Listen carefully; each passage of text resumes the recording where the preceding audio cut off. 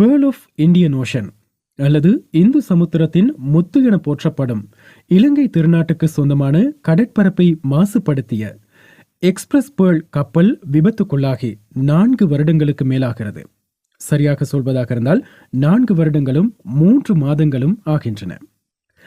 Express pearl என்பது சிங்கப்பூரிலே பதிவு செய்யப்பட்டு சூப்பர் எக்கோ 2700 ரகத்தை சேர்ந்த கொள்கலன் கப்பல்களில் ஒன்று. சிங்கப்பூரிலிருந்து கொழும்பு துறைமுகத்தை நோக்கி பயணத்தை ஆரம்பித்த இந்த கப்பலில் கடந்த 2021 ஆண்டு மே மாதம் 20 ரசாயன கசிவு ஏற்பட்டதோடு இதன் காரணமாக கப்பலில் தீ விபத்து ஏற்பட்டது. இந்த தீயினை கட்டுப்பாட்டுக்குள் கொண்டு வருவதற்காக கப்பலின் கேப்டன் உட்பட ஏனைய உத்தியோகத்தர்களும் இலங்கை விமானப்படை, கடற்படை, முப்படையினர் இணைந்து பல்வேறுபட்ட முயற்சிகளை முன்னெடுத்திருந்தார்கள். இதற்காக விமானப்படைக்கு சொந்தமான ஹெலிகாப்டர்கள், கடற்படைக்கு சொந்தமான விசேடமான கப்பல்கள் கூட பயன்படுத்தப்பட்டிருந்தன. இருந்தபோதும் கடும் காற்று மற்றும் தொடர்ச்சியாக இடம்பெற்று வந்த ரசாயன கசிவு காரணமாக இந்த தீயணைப்பு நடவடிக்கை பயனளிக்கவில்லை என்றுதான் சொல்ல வேண்டும். அந்த வகையில் 2021 ஆண்டு ஜூன் மாதம் 2 இந்த கப்பல் முற்றுமுழுதாக சேதமடைந்து கடலுக்குள் மூழ்கியிருந்தது.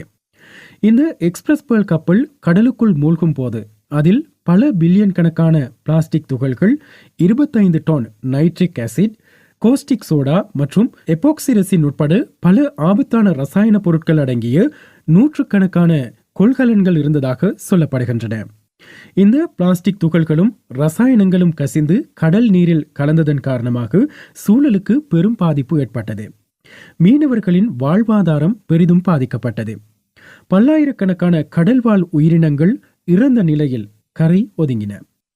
கப்பல் விபத்தால் ஏற்பட்ட சுற்றுச்சூழல் பாதிப்பு மற்றும் பொருளாதார இழப்பீட்டை கோரி இலங்கை அரசாங்கம் கப்பல் நிறுவனத்திடம், அதாவது எக்ஸ்பிரஸ் ஃபீட்ஸ் நிறுவனத்தின் மீது வழக்கு தாக்கல் செய்திருந்தது.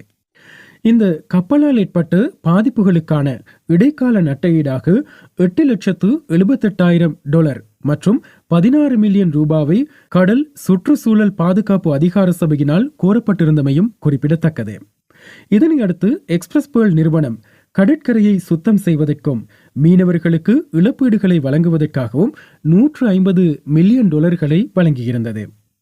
இந்த சூழ்நிலையில்தான் கடந்த ஜூலை மாதம் 24 உச்சநீதிமன்றம் சம்பந்தப்பட்ட கப்பல் நிறுவனத்திற்கு $1 பில்லியன் நட்டஈடாக வழங்குமாறு கட்டளையிட்டது. உச்சநீதிமன்றத்தின் இந்த உத்தரவை ஏற்றுக்கொள்ள மறுப்பதாக எக்ஸ்பிரஸ் ஃபீட் நிறுவனம் உத்தியோகபூர்வமாக அறிவித்திருக்கிறது.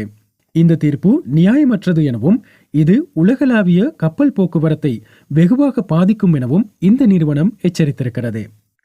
கப்பலின் கேப்டனையும் உள்ளூர் முகவர்களையும் தங்களின் விசாரணைகள் முடிவதற்கு முன்பதாகவே நீதிமன்றம் தண்டித்திருப்பதாகவும் நிறுவனம் சுட்டிக்காட்டியிருக்கிறது.